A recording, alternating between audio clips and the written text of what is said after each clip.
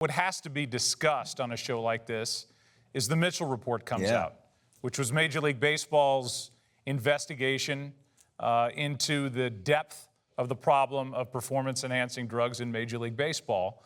And you are mentioned 82 times in this Mitchell report.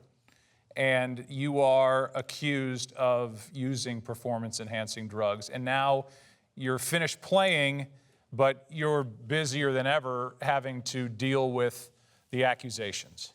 Yeah, so I think if I didn't have family or my sisters and the tight-knit that everybody's kind of heard a little bit about, is that I've probably told everybody, excuse my language, to go shit in their hat. You know, that's what I should. That's what I really like to do now that I know what I know. But you know, it's shameful. I mean, what Mitchell did. I've passed every test. I opened up my life to them. I told them, come check whatever you want. They spent a lot of our taxpayers' dollars. We did it the right way. We wanted to deal with facts, and we dealt with facts. And we found out just through spending a little money about who these people are and who these accusers are that came into our lives. One of which was Brian McNamee. I don't even want to mention his name because it makes me sick to my stomach because, like I told y'all, I look for the good in people. I don't think people are trying to get into my life. Yeah. I don't look at people like they're trying to get what I know now, but what I knew then. So I'm telling you what I know now, that I find out people had an agenda, and they're looking to be somebody that they're not. And I think that was the difficult part. What I know now is I should have set my wallet on the table because that's all it was about money. I'd like to find out that if Waxman had a referral fee from Mitchell. I think Mitchell got paid, before my name got put in there, I think he got paid close to $40 million. From what I understand, there's more than a handful of players in that report. That was not true about them, but their guy said, don't fight it. So, of course, I thought about that too. Heck with them. I care less. They can say whatever they want. It was nothing short than a Jerry Springer show. I mean, it was... I was on guard at Congress because they were going to try and throw trick questions at me. I was trying to listen to every question I possibly can. I did everything they asked me to do. And on some fronts, it still wasn't good enough. Now you're in a criminal trial with your attorney, Rusty Hardin.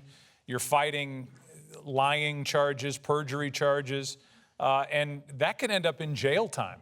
Yeah. And you were facing, if the judgment is against you, jail time. The first trial ends up in a mistrial, the second one acquittal. Which was a shit show in itself. I mean, I think once you found out all the people on their side that we proved that were lying, and then they knew they were in trouble, and they basically forced a mistrial, you would think that that would have been the end of it. What about the Andy Pettitte quote about him saying that you told him you had taken performance? That's right, and Andy got up there and cleared that right up. He said, and of course I got berated about that. I said, I believe Andy misremembered, and they acted like I guess that was never in the dictionary. They took and ran with that. So, but we know we've closed the chapter on that. I don't worry about that. But here's the problem with regard to the Hall of Fame. And when they started asking you, I know you got hot about it. You said, you know, they can kiss my ass. Pretty much. But if you believe it was a witch hunt, if you believe this was, you know, whatever it was, significant influential people in the game, writers, people who determine who are going into the Hall of Fame, don't believe you, therefore you're not in the Hall of Fame. Does that bother you? I can't control it one bit. I have zero control over that, Joe. The press conference you're talking about, I was going in there to answer some pointed questions, and it went right to the Hall of Fame, and that's why it turned sour for me. I didn't play the game of baseball to make the Hall of Fame. The Hall of Fame's not going to define my career. So I love it that the guys go in and they're part of their fraternity and whatever. But it's not. I played the game. That's what I did. It's not who I am. That guy out there. That was my job. I worked extremely hard at it. I took pride in it. I did it the right way. I respected it. And to make the conversation more not about you, but about the Hall of Fame in general, there's a very arbitrary process now that's going on because there are people who have used PEDs who are going to get into the Hall of Fame. I mean, let's be honest. It's got to happen just by sheer... So by you saying that, you don't think there's anyone in there right now that has? No, I personally do. And so my point is, and I'm not sure if you're aware of this, your percentage has grown over the last 3 years.